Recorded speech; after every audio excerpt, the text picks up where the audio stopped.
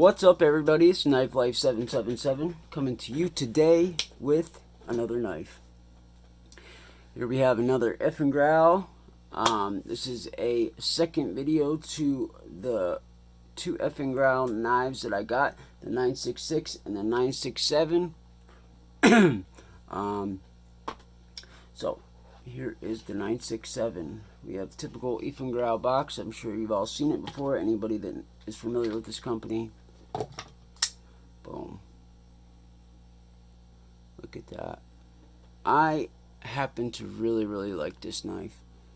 I like the looks of it. I like pretty much everything about it. Actually, I can't really find anything negative to say about it, to be honest with you.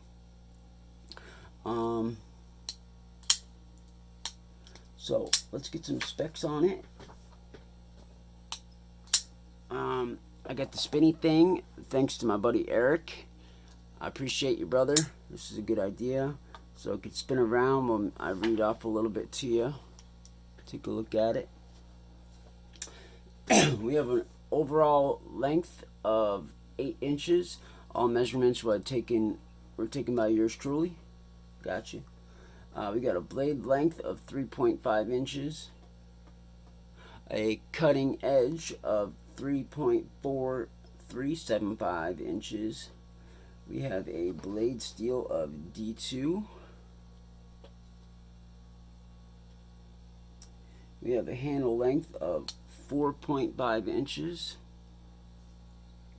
We have a handle thickness of 0.375 inches.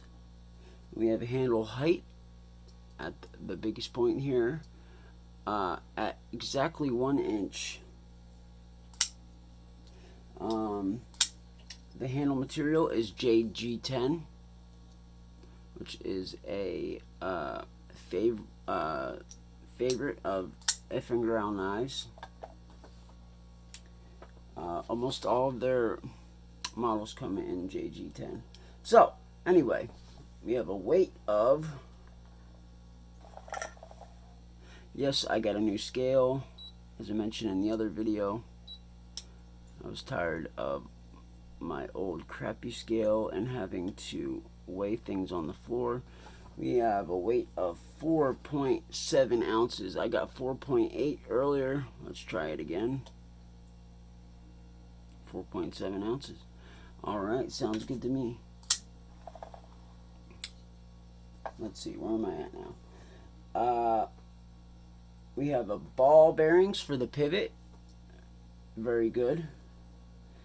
We have a black G10 backspacer. Looks good with the jade. And a steel deep carry clip. Very nice. It's not extremely deep carry, but it does work well. This has T8 pivot and T6 body screws, along with T6 pocket clip screws. It goes for $26.99 on Amazon. Currently, at the time of making this video, link will be in the description. And it comes in jade G10 and black G10. I should have got both models, but I wasn't thinking at the time. So, like I said in the other video, Eafengrow has been stepping up their designs lately, along with materials. Although these materials aren't necessarily anything different. The micarta in the last video is definitely a nice step up from what I've seen.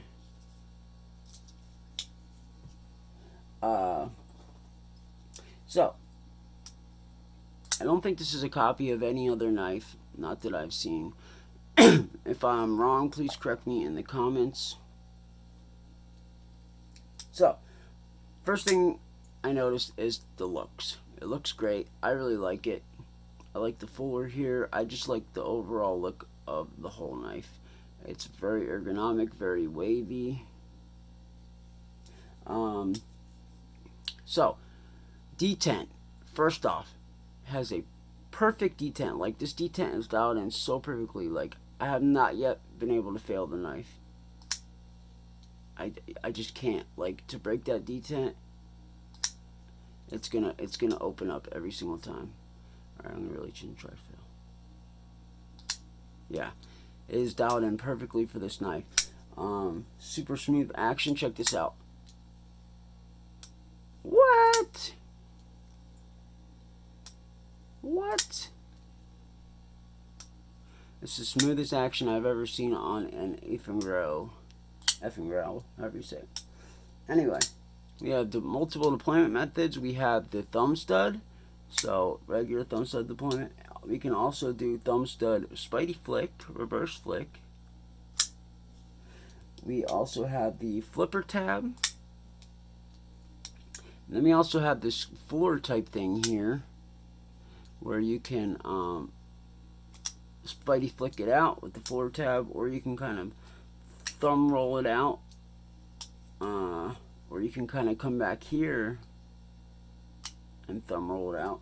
So it's pretty cool. It's very fidgety, very fidget friendly. I definitely like that about this. Let's see here. What do we got? Super sharp. Yes. Came very, very sharp. This is some magazine paper. What? What? Oh, oh, oh, oh, whoa. Calm down, buddy.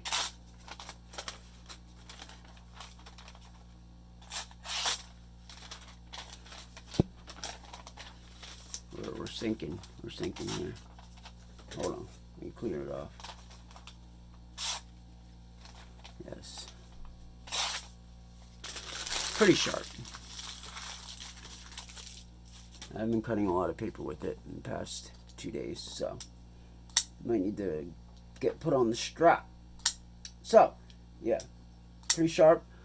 Jimping on the blade here on the spine, very effective. It grips in your hand and your thumb very well. You're not going anywhere on there. There is also jimping on the flipper tab, which is also very nice and very effective.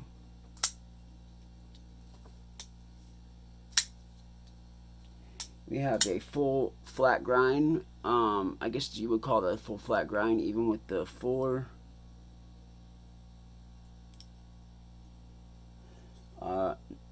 Pretty thin behind the edge, not the thinnest I've ever seen, but still pretty thin. We have a liner lock with a very early lockup at about 15-20%. Hope y'all can see that. We have a steel deep carry clip, which also, see these little grooves in the G10? Well, not only is it aesthetically pleasing, but it's also easier, theoretically, to get this in your pocket, because your pocket meat can kind of dip in there in that little groove and go under the pocket clip easier. And also the pocket clip has pretty decent tension. So yeah, the texture of the G10 is smooth. It is not polished, but it's definitely smooth.